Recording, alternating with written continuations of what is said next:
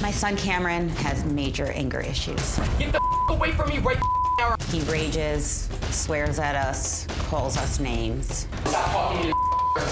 He just will say the nastiest, meanest, hurtful things that pops into his head. Both are functioning alcoholics and drug use. You're the worst. You're not my real father. I hope you die. He goes into this rage, and it's almost like this red mist goes in front of his eyes.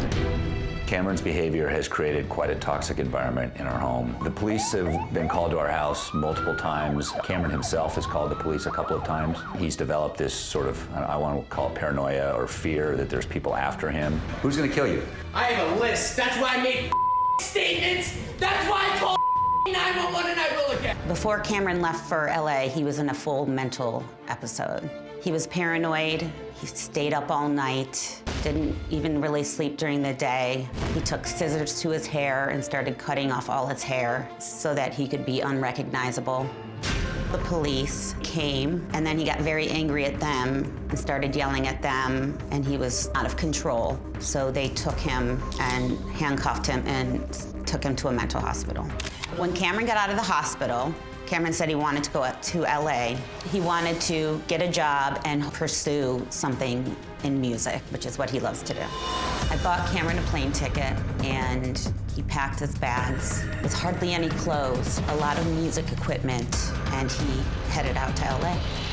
Within a week, Cameron was lost and was taken to the hospital by ambulance. My son was wandering the streets of Los Angeles and Hollywood for 24 hours. I thought he was dead. A man called me and said, I found your son passed out on a lawn. He said he's called an ambulance. He told me what hospital Cameron was going to be at, and I begged the man to please tell Cameron I'm coming out there. When I first saw Cameron in the hospital, all he did was sit slumped over, staring at the ground or staring at a wall. I'm too afraid to have him back home with us right now. If he just comes back after all these incidents we've had out in California, I would be scared. Well, Bart, Sarah, I'm really glad you're here. Glad to be here. I truly am. Thank you. You guys are just worn out, right? Yeah. He's just Definitely. worn you to a frazzle. Yes. Bart, this is not your biological son, That's correct.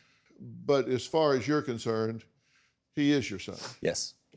And you adopted him at a young age, and to you, you're 100% in, and you have no doubts of that whatsoever. None. No, he's been wonderful. And he said horrible things to his mother. You said he says the worst things imaginable. He said he hopes you die, hopes you both die, and that he would just on your grave. Basically, to I'll quote him. spit on your grave. I won't be at your funeral, you know. Okay, I'm really trying to understand what your thought process was in buying him a one-way ticket to LA, because the kid is clearly in meltdown. Right. He's shaving his head. The cops have come. It's not like, gee, Mom, Dad, I've planned an itinerary. Here's my plan when I get there. This is the budget I've worked out. I have a job lined up. I have this, I have that. You put him on a one-way ticket to Hollywood when he is clearly incapacitated, clearly out of control, and you dump him out in LA? I'm having a hard time understanding what the hell were you thinking? Good question. It was more me. He's been like this for so many years. And he had a friend out here. He was going to get a job and stuff. And at this point, I was like, you're 21. You're scaring your little sisters. You're making everyone miserable. We don't sleep at night. You know, he doesn't sleep at all. It was almost, I was desperate. And hearing you explain it, Dr. Phil, you're right. It sounds crazy. It sounds uncaring.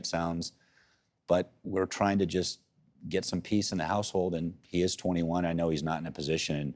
Over the last 18 days, it's been very apparent that was probably a mistake. We didn't know he was... we didn't know He didn't have the delusions he has now.